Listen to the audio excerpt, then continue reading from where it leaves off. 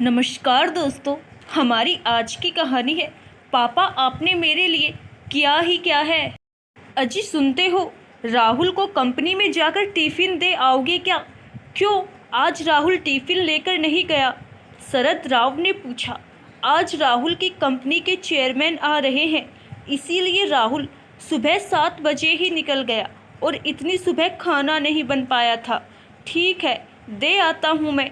शरद राव ने हाथ का पेपर रख दिया और वो कपड़े बदलने के लिए कमरे में चले गए। पुष्पाबाई ने राहत की सांस ली। शरद राव तैयार हुए, मतलब उनके और राहुल के बीच हुआ विवाद उन्होंने नहीं सुना था। विवाद भी कैसा, हमेशा की तरह राहुल का अपने पिताजी पर दोषारोपण करना और पुष्पाबाई का अपने पति के पक्ष में बोलना। विषय भी वही, हमारे पिताजी ने हमारे लिए क्या किया, मेरे लिए क्या किया है मेरे बाप ने। माँ, मेरे मित्र के पिताजी भी शिक्षक थे, पर देखो उन्होंने कितना बड़ा बंगला बना लिया।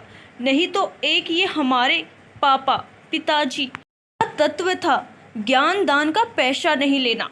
उनके इन्हीं तत्वों के कारण उनकी कितनी प्रसिद्धि हुई और कितने पुरस्कार मिले, उसकी कल्पना है तुझे? ये सुनते ही राहुल एकदम नाराज हो गया। क्या चाटना है उन पुरस्कारों को? उन पुरस्कारों से घर थोड़े ही बनता आएगा। बड़े हैं धूल खाते हुए, कोई नहीं पूछता उनको। इतने में दरवाजे पर दस्तक सुनाई दी। राहुल ने दरवाज़ा खोला तो शरद राव खड़े थे। पापा ने उनका बोलना तो नहीं सुना, इस डर से राहुल का चेहरा उतर गया। परंतु शरद राव बिना कुछ बोले अंदर चले गए और वह वाद वही खत्म हो गया। ये था पुष्पाबाई और राहुल का कल का झगड़ा। पर आज शरद राव ने टिफिन साइकिल को अटकाया और तपती धूप में औद्योगिक क्षेत्र की राहुल की कंपनी के लिए निकल पड़े।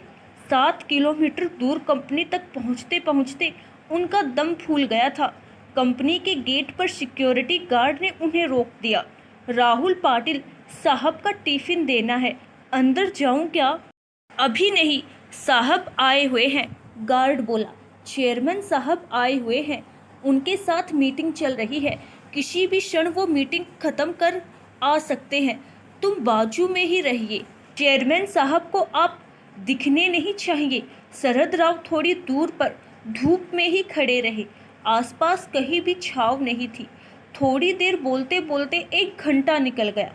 पाँवों में दर्द उठने लगा था, इसीलिए शरद राव वहीं एक तप्त पत्थर पर बैठने लगी। तभी गेट की आवाज़ आई, शायद मीटिंग खत्म हो गई होगी। चेयरमैन साहब के पीछे पीछे कई अधिकारी और उनके साथ राहुल भी बाहर आया। उसने अपने पिताजी को वहां खड़े देखा तो मन ही मन नाराज हो गया। चेयरमैन साहब कार का दरवाज़ा खोलकर बैठने ही वाले थे तो उनकी नज़र शरद राव की ओर उठ गई। कार में न बैठते हुए वो वैसे ही बाहर खड़े रहे। वो सामने कौन खड़ा है? उन्होंने सिक्योरिटी गार्ड से पूछा। अपने राहुल सर के पिताजी हैं, उनके लिए खाने का टिफिन लेकर आए हैं, गार्ड ने कपकपाती आवाज में कहा। बुलवाइए उनको, जो नहीं होना था वह हुआ। राहुल के तन से पसीने की धाराएं बहने लगी। क्रोध और डर से उसका दिमाग सुन्न हुआ जान पड़ने लगा। गार्ड के आवाज देने पर शरद राव पास आए। चेयरमैन साहब आगे बढ़े और उनके समीप गए। आप पाटिल सर हैं ना? DNI स्कूल में शिक्षक थे। हाँ, आप कैसे पहचानते हो मुझे? कुछ समझने के पहले ही चेयरमैन साहब ने शरद राव के चरण छुए। सभी अधिकारी और राहुल वो दृश्य देखकर अचंभित रह गए। सर, मैं अतीश अग्रवाल, तुम्हारा विद्यार्थी, आप मुझे घर पर पढ़ाने आते थे। हाँ हाँ, याद आया। बाप रे, बहुत बड़े व्यक्ति बन गए आप तो। चेयरमैन हंस दिए, फिर बोले, सर आप यहाँ धूप में क्या कर रहे हैं? आइए अंदर चलते हैं, बहुत बातें करनी है आपसे। सिक्योरिटी, तुमने इन्हें अंदर क्यों नहीं बैठाया? गार्ड ने शर्म से नीचे सिर झुका लिया। वो देखकर शरद राव भी बोले, उनकी कोई गलती नहीं है, आपकी मीटिंग चल रही थी, आपको तकलीफ न हो इसीलिए मैं ही बाहर रुक गया। Okay okay. चेयरमैन साहब ने शरद राव का हाथ अपने हाथ में लिया और उनको अपने आलीशान चैम्बर में ले गई। बैठिए सर, अपनी कुर्सी की ओर इंगित करते हुए बोले। नहीं नहीं, वो कुर्सी आपकी है, शरत राव सकपकाते हुए बोले। सर, आपके कारण वो कुर्सी मुझे मिली है, तब पहला हक आपका है। चेयरमैन साहब ने ज़बरदस्ती से उन्हें अपनी कुर्सी पर बिठाया। आपको मालूम नहीं होगा, पवार सर जर्नल मैनेजर की ओर देखते हुए बोले। पाटिल सर नहीं होते तो आज ये कंपनी नहीं होती और मैं मेरे पिताजी की अनाज की दुकान संभालता रहता। राहुल और जीएम दोनों आश्चर्य से उनकी ओर देखते ही रहे। स्कूल समय में मैं बहुत ही डब्बू विद्यार्थी था। जैसे तैसे मुझे 9वीं कक्षा तक पहुंचाया गया। शहर की सबसे अच्छी क्लासेस में मुझे एडमिशन दिलाया गया, परंतु मेरा ध्यान कभी पढ़ाई में नहीं लगा। उस पर अमीर बाप की औलाद। दिन भर स्कूल में मौज मस्ती और मारपीट करना, शाम की क्लासेस से बंक मारकर मूवी देखना, यही मेरा शगल था। माँ को वो सहन नहीं होता। उस समय पाटिल सर कड़े अनुशासन और उत्कृष्ट शिक्षक के रूप में प्रसिद्ध थे। माँ ने उनके पास मुझे पढ़ाने की विनती की, परंतु सर के छोटे से घर में बैठने के लिए जगह ही नहीं थी। इसीलिए सर ने पढ़ाने में असमर्थता दिखाई। माँ ने उनसे बहुत विनती की और हमारे घर आकर पढ़ाने के लिए मुँह मांगी फीस का बोला। सर ने फीस के लिए तो मना कर दिया, परंतु अनेक प्रकार की विनती करने पर घर आकर पढ़ाने को तैयार हो गई। पहले दिन सर आए। हमेशा की तरह मैं शैतानी करने लगा। सर ने मेरी अच्छी तरह से धुनाई कर दी। उस धुनाई का असर ऐसा हुआ कि मैं चुपचाप बैठने लगा।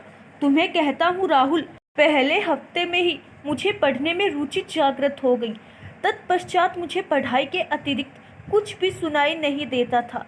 सर इतना अच्छा पढ़ाते थे। अंग्रेजी, गणित, विज्ञान जैसे विषय जो मुझे कठिन लगते थे वो अब सरल लगने लगे थे।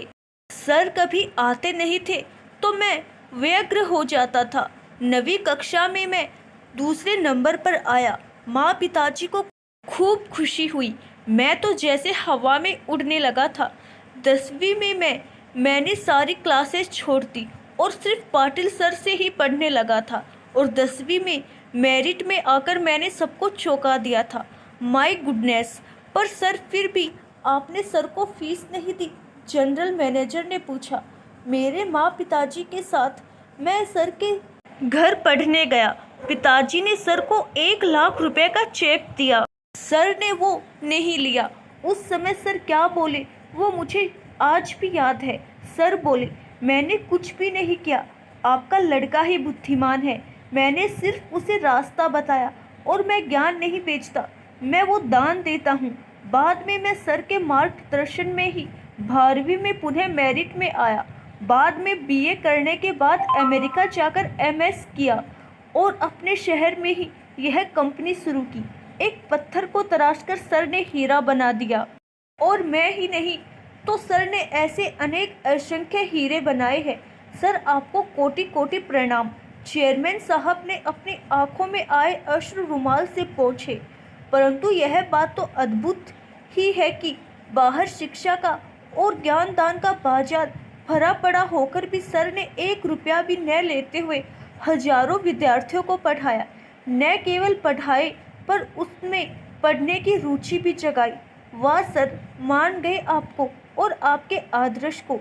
शरद राव की ओर देखकर जीएम ने कहा, अरे सर, ये व्यक्ति तत्वनिष्ठ है, पैसों और मान सम्मान के भूखे भी नहीं है। विद्यार्थी का भला हो, यही एकमात्र उद्देश्य था। चेयरमैन बोले, मेरे पिताजी भी उन्हीं में से एक है। एक समय भूखे रह लेंगे पर अनाज में मिलावट करके बेचेंगे नहीं। ये उनके तत्व थे। जिंदगी भर उसका पालन किया, ईमानदारी से व्यापार किया।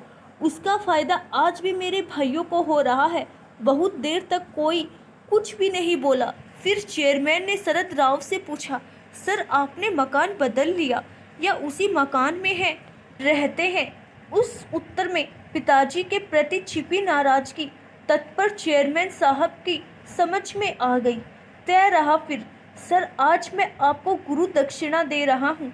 इसी शहर में मैंने कुछ फ्लैट्स ले रखे हैं। उसमें से एक 3 BHK का मकान आपके नाम कर रहा हूँ। क्या? शरद राव और राहुल दोनों आश्चर्यचकित रूप से बोले। नहीं नहीं, इतनी बड़ी गुरु दक्षिणा नहीं चाहिए मुझे, शरद राव आग्रहपूर्वक बोले। चेयरमैन साहब ने शरद राव के हाथ को अपने हाथों में लिया। सर प्लीज ना मत कीजिए और मुझे माफ़ करें, काम की अधिकता में मैं आपकी गुरु दक्षिणा देने में पहले ही बहुत देर कर चुका हूँ। फिर राहुल की ओर देखते हुए उन्होंने पूछ लिया, राहुल तुम्हारी शादी हो गई क्या? नहीं सर, जम गई है, और जब तक रहने को अच्छा घर नहीं मिल जाता तब तक शादी नहीं हो सकती। ऐसी शर्त मेरे ससुर जी ने रखी होने से अभी तक शादी की डेट फिक्स नहीं की। तो फिर हॉल भी बुक नहीं किया। चेयरमैन ने फ़ोन उठाया और किसी से बात करने लगे। समाधान कारक चेहरे से फ़ोन रखकर धीरे से बोले, अब चिंता की कोई बात नहीं, तुम्हारे मैरिज गार्डन का काम हो गया। सागर लॉन्स तो मालूम ही होगा सर, वह तो बहुत महंगा है। अरे तुझे कहाँ पैसे चुकाने हैं? सर के सारे विद्यार्थी सर के लिए कुछ भी कर सकते हैं। सर के बस एक आवाज़ देने की बात है, परंतु सर तत्वनिष्ठ है, वैसा करेंगे भी नहीं। इस लॉन्स का मालिक भी सर का ही विद्यार्थी है। उसे मैंने सिर्फ बताया, सिर्फ हॉल ही नहीं तो भोजन सहित संपूर्ण शादी का खर्चा भी उठाने की जिम्मेदारियां ली है उसने, वह भी सब खुशी से। तुम केवल तारीख बताओ और सामान लेकर जाओ। बहुत बहुत धन्यवाद सर। राहुल अत्यधिक खुशी से हाथ जोड़कर बोला, धन्यवाद मुझे नहीं, तुम्हारे पिताश्री को दो राहुल, ये उनकी पुण्याई है।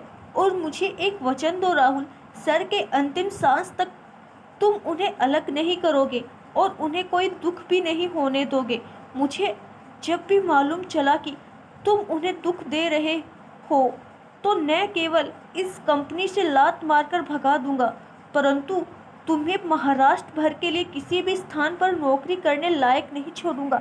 ऐसी व्यवस्था कर दूंगा। चेयरमैन साहब कठोर शब्द में बोले, नहीं सर, मैं वचन देता हूँ, वैसा कुछ भी नहीं होगा। राहुल हाथ जोड़कर बोला।